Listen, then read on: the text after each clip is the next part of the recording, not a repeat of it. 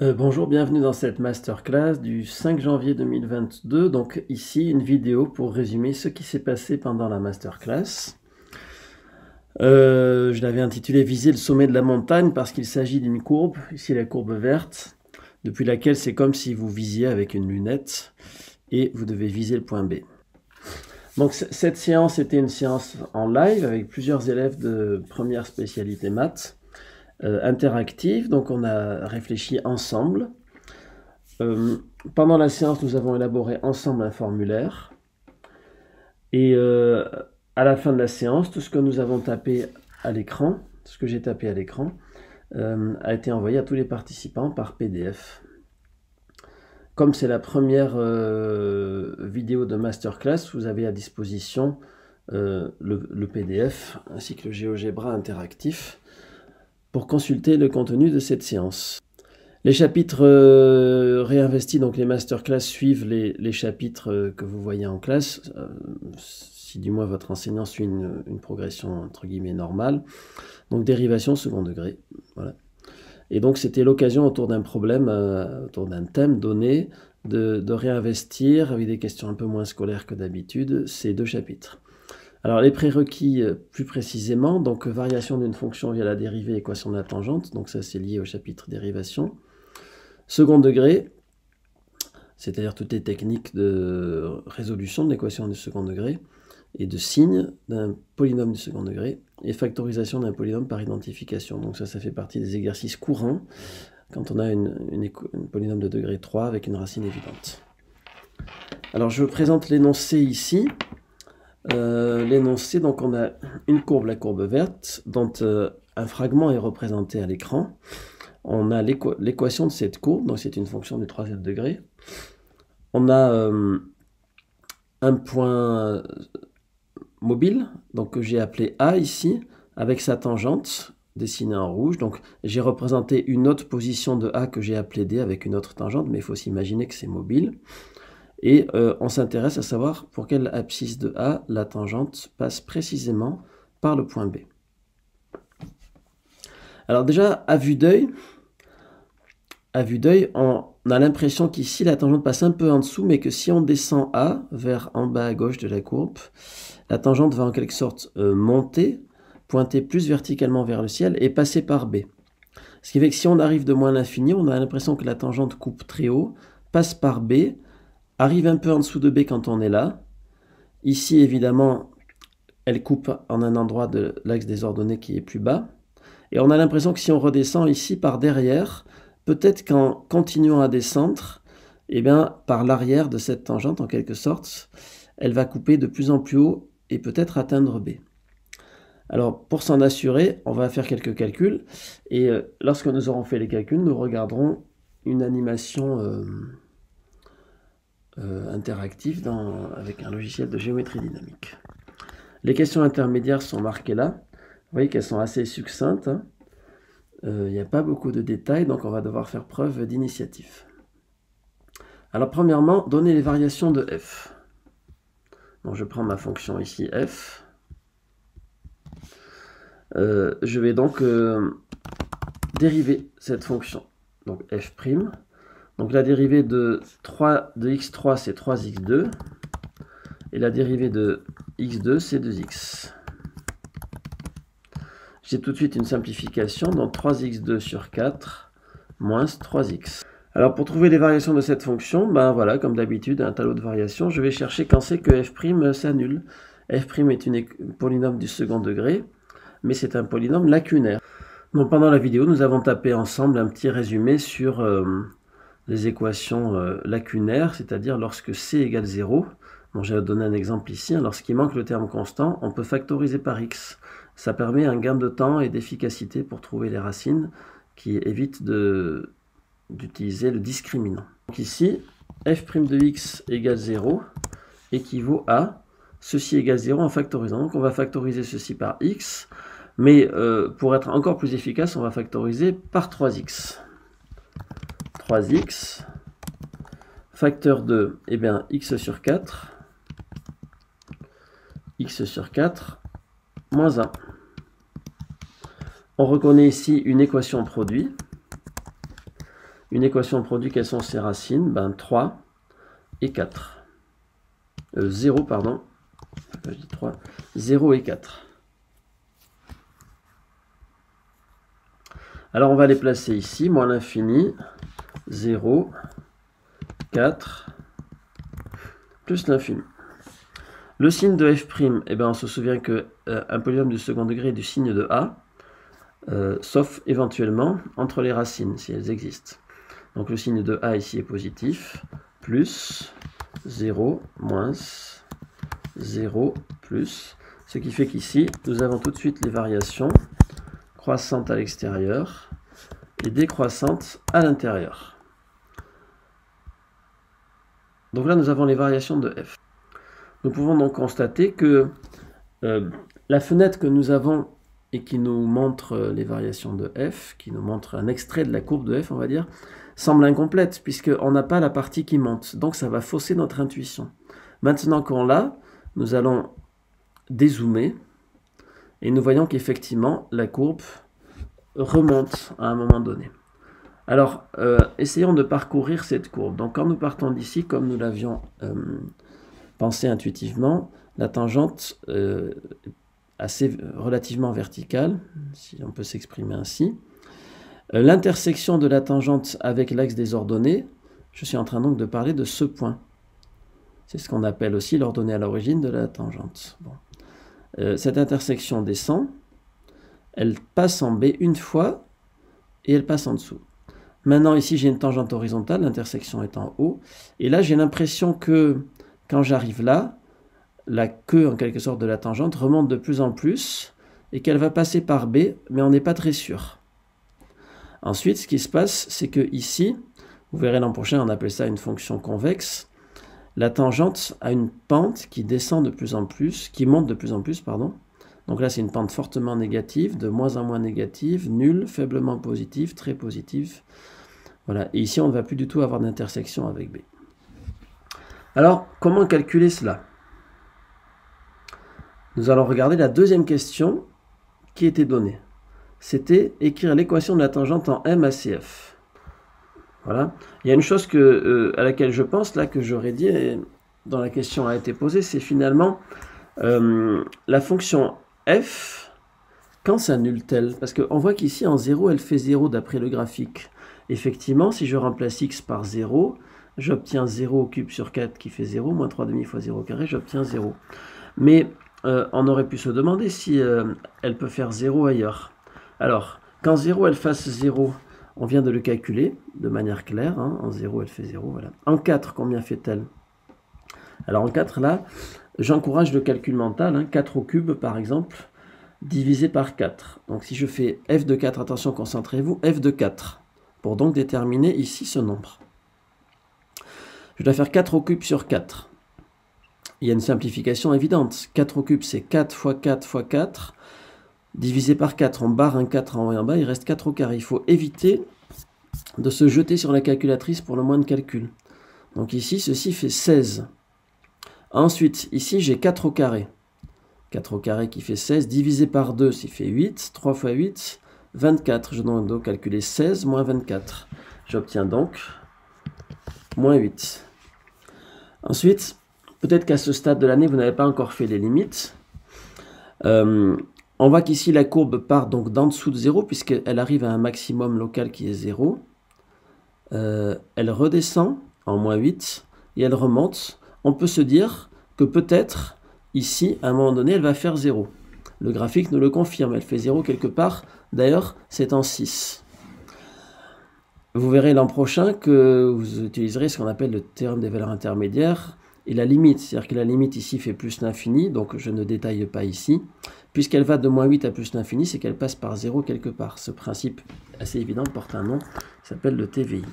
Alors, on pourrait quand même regarder un peu plus en détail quand c'est que f de x fait 0. Nous venons de dire en 0 et quelque part entre 4 et plus l'infini. Et le graphique a l'air de nous dire en 6. Alors vérifions. On a la chance d'avoir pour f de x une équation produit aussi en factorisant. On peut factoriser par x carré. Vous devriez le faire sur un papier en faisant pause. Donc on trouve x carré facteur de x sur 4 moins 3,5 Donc ça, c'est nul pour x égale 0, ou x sur 4 égale 3/2, ce qui signifie que x égale 6. Voilà. Donc c'est quand même intéressant de l'avoir noté, même si ceci n'est pas en lien avec l'énoncé. C'est ce que nous pourrions appeler une digression ou une parenthèse. Sur M appartenant à R, vous connaissez l'équation de la tangente. Donc là aussi, pour ceux qui ne se rappelaient pas, nous l'avons marqué dans le formulaire. Comme ça, vous pourrez vous en souvenir plus facilement et avoir un formulaire à votre disposition. Donc l'équation de la tangente, T en M, est y égale f' de m fois x moins m plus f de m. Et maintenant, nous allons voir ce que cela donne. Donc f' de m, nous l'avons déjà établi. f' de x est ici. Nous pouvons prendre la forme factorisée et développée. Je vais opter pour la forme factorisée. Donc ça, c'est f' de x. Attention à ne pas se tromper quand on fait l'équation d'une tangente. Il faut bien marquer f' de m. Et ensuite, nous avons f de x ici. Et on nous demande f de m. Donc nous allons remplacer x par m partout où il apparaît. Très bien. Nous allons en rester là. Ce n'est pas la peine de trop simplifier pour le moment. Nous allons regarder la suite des questions qui sont données. On nous demande pour quelle valeur cette tangente passe par m. Par l'analyse et par l'algèbre. Alors on va voir ce que veut dire. C'est aussi l'occasion de mettre un peu en relief nos connaissances et de prendre du recul par rapport à nos techniques. Alors, vous vous rappelez un point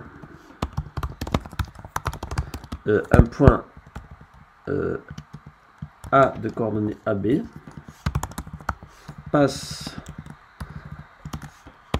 par une droite D d'équation UX plus VY plus W égale 0, une équation classique de droite, si et seulement si, lorsqu'on remplace X et Y par les coordonnées de A, on trouve 0.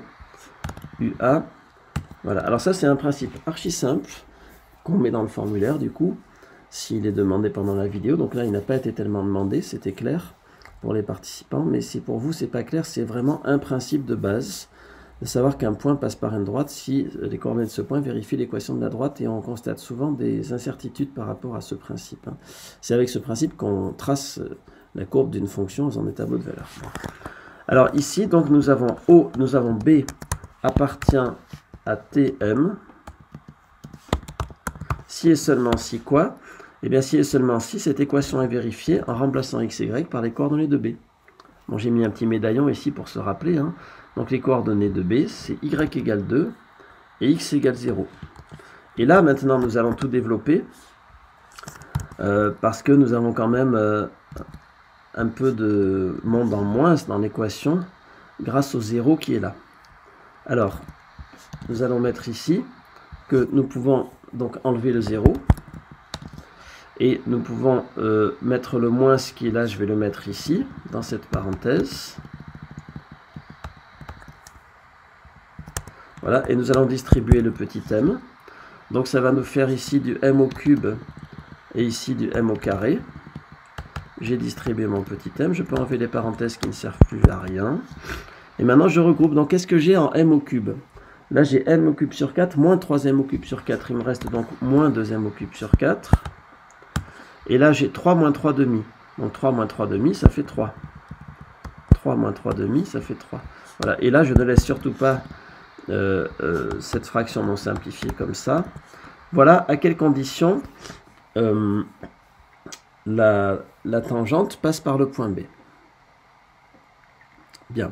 Alors maintenant, il s'agit donc de résoudre une équation du 3e degré par l'analyse et par l'algèbre. Donc je vérifie les consignes, hein, par l'analyse, par l'algèbre. Donc on va commencer par l'analyse. Donc l'analyse, uniquement évidemment avec les techniques de première spé maths. Bon. Par l'analyse, je vais poser une fonction. Une fonction, donc je vais l'appeler P de M égale ceci. Et je veux savoir quoi? Je veux connaître les M tels que P de M égale 2. Alors on peut dire, je cherche les antécédents de 2 par la fonction P. une autre manière de le dire. On découvre ce mot antécédent en classe de seconde. Alors, pour savoir si P de M peut être égal à 2, eh bien, je vais faire les variations de P, de la fonction P. Donc, P' de M égale la dérivée de M au cube, ça fait moins 3M carré. La dérivée de M carré, ça nous fait 2M, qui va donc annuler le 2 qui est en bas. Bon, là, si vous pouvez faire pause s'il y a besoin pour réfléchir. P' de M égale ceci. Ok. Et bien donc maintenant, je vais regarder les variations. Et pour cela, il faut que je sache quand c'est que P' de M s'annule. Alors P' de M s'annule, c'est une équation du second degré. On ne va pas faire delta parce qu'on voit qu'on peut factoriser comme tout à l'heure par 3M. Donc là, évidemment, vous pouvez faire pause et vérifier par vous-même tout de suite. 3M, facteur de moins M sur 2 plus 1. Et donc ça veut dire que M peut être égal, doit être égal et peut être égal pour que cela s'annule à 0 et à 2. C'est clair. Alors nous allons faire le tableau de variation. Donc là ce n'est plus X, c'est M. Et ce n'est plus F, c'est P. Il y a des ressemblances avec la fonction F. Bon. Alors tac, donc 0, 2, plus l'infini. Et pareil, du signe de A en dehors des racines, sauf qu'ici, A est négatif, puisque A vaut moins 3,5. Moins, moins. Ici, nous avons les racines, donc 0, voilà. Alors maintenant, nous avons tout de suite les variations. Croissante, décroissante. Que cherchons-nous? Pendant la masterclass, évidemment, j'interagis avec vous en posant des questions aux uns, aux autres. Cette question peut revenir souvent. Que cherchons-nous? Alors, que cherchons-nous? Nous cherchons à savoir si P de M peut être égal à 2. Regardons P de 0. Fait 0, P de 2. Donc là aussi, c'est un calcul que vous devez faire évidemment sans calculatrice. C'est très important. Risque d'erreur en tapant sur la calculatrice. Je vois fréquemment des erreurs de parenthèse. Et puis, vous avez beaucoup plus de recul face au problème si vous êtes à l'aise en calcul mental. Sinon, vous perdez le fil parce que vous êtes dépendant de la machine. Donc 2 au carré divisé par 2, ça fait 2.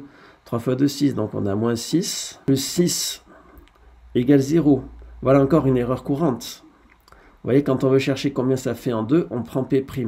Si on prend P', on trouve 0 évidemment. On n'est pas sur la bonne ligne. On doit donc prendre P. Alors P de 0 égale 0. Et l'erreur a été faite d'ailleurs par quelqu'un pendant la masterclass. Donc ça permet aussi de relever des erreurs classiques. Vous voyez, d'être à plusieurs comme ça.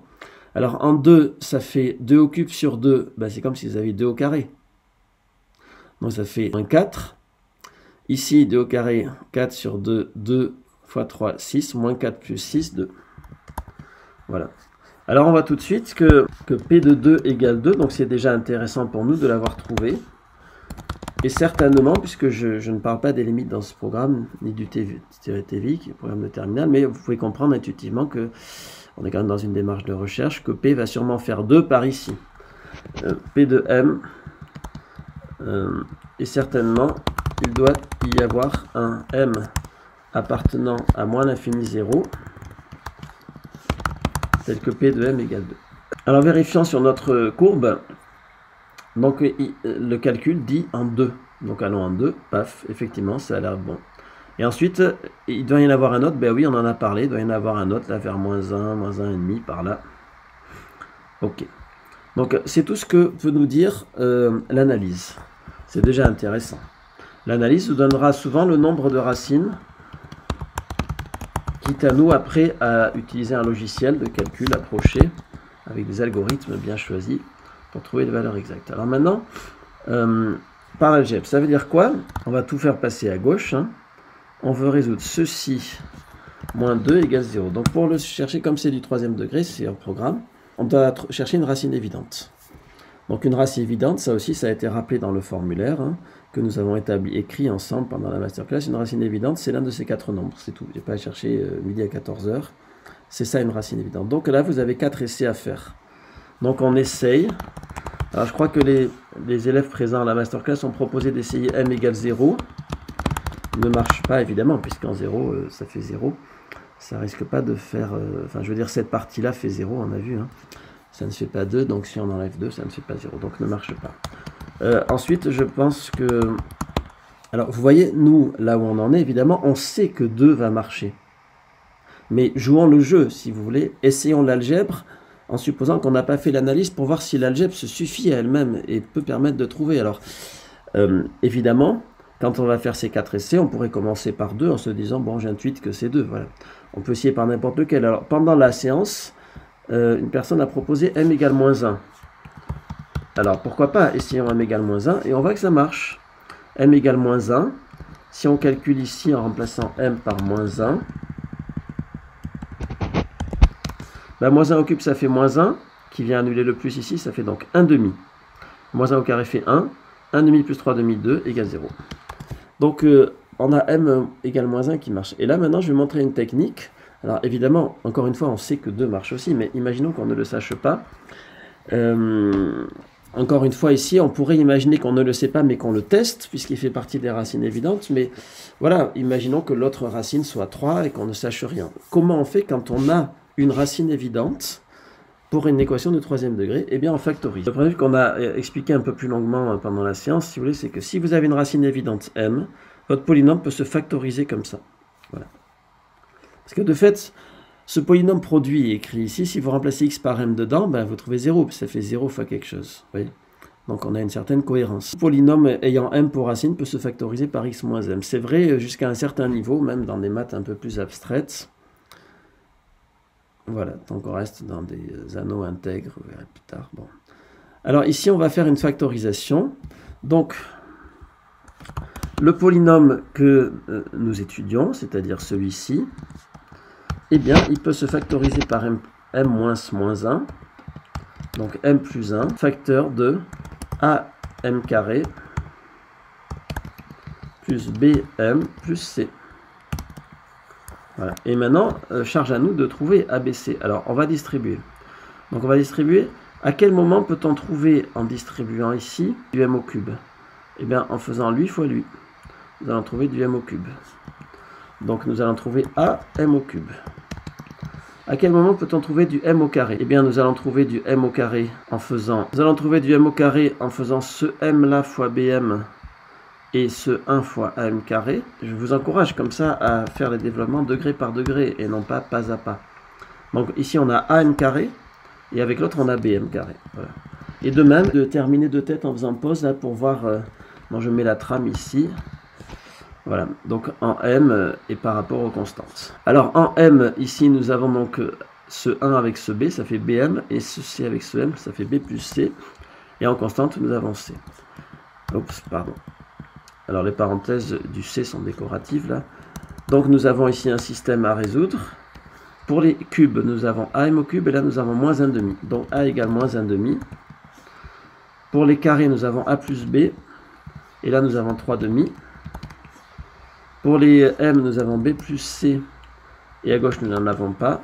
Et pour les c, nous avons moins 2. Alors résolvons ce système. Déjà la troisième ligne nous donne la valeur de b ici. Puisque b plus c égale 0, c'est que b égale 2. Mais la deuxième ligne aussi va nous donner la valeur de b. Espérons qu'on va trouver la même. Donc b égale 3 demi moins a. Je fais exprès d'aller lentement pour que vous puissiez bien voir. Ça fait 3 demi plus 1 demi. Et là, il faut absolument vérifier qu'on trouve la même chose. Si on ne trouve pas la même chose, c'est que la racine évidente est fausse. Et on trouve 2. Et donc, finalement, quand on veut résoudre cette équation avec ce polynôme égale 0, eh bien c'est équivalent à dire que m-1, m plus 1 fois moins 1 demi m carré plus 2m moins 2 égale 0. Donc là c'est un polynôme du second degré qui nous reste à travailler. Et là nous sommes obligés de faire delta. Alors je ne le détaille pas, vous pouvez vérifier avec pause. Donc là évidemment pendant la séance on prendrait le temps de le faire. On trouve delta égale 0. Pour la seconde parenthèse, et grande surprise, donc en état égale 0 avec une seule solution, m égale 2. Voilà, donc finalement, je reviens sur mon graphique pour vérifier, nous avons trouvé moins 1, qui correspond exactement au graphique, là, et 2. Donc ici, en fait, la tangente, vous voyez, voit sa pente diminuer de plus en plus, sa pente, et donc son intersection avec l'axe vertical monte, pour arriver à un maximum ici en 2, parce qu'on aurait pu concevoir que la tangente monte encore un peu au-dessus et redescend, ça aurait fait 2 intersections, mais là il n'y en a qu'une, Et ensuite, la tangente a une pente qui monte de plus en plus et elle vient couper l'axe vertical de plus en plus bas. Voilà. Donc là, nous avons résolu ce problème et vous avez vu comment fonctionne un petit peu la masterclass. Donc je répète, vous avez un formulaire que vous recevez par PDF à la fin de l'heure. Vous avez tous ces calculs que nous avons faits ensemble, que vous recevez par PDF, non par mail, chaque participant. Ce PDF un peu retravaillé où je remets un peu plus de phrases pour qu'on voit mieux, donc avec l'énoncé coloré au début. Et le GeoGebra interactif que vous pouvez manipuler chez vous. Pour cette vidéo-ci, tout est en téléchargement gratuit pour que vous puissiez voir comment ça marche. Bienvenue au Masterclass si vous souhaitez nous rejoindre. Donc, il suffit de s'inscrire à la newsletter pour avoir les dates des Masterclass. Le lien est donné dans cette vidéo. Et pour s'inscrire effectivement à la Masterclass, regardez sur mon site, sur la page des Masterclass, indiquée aussi dans ce lien, la procédure d'inscription et le tarif. Au plaisir de vous voir sur les Masterclass.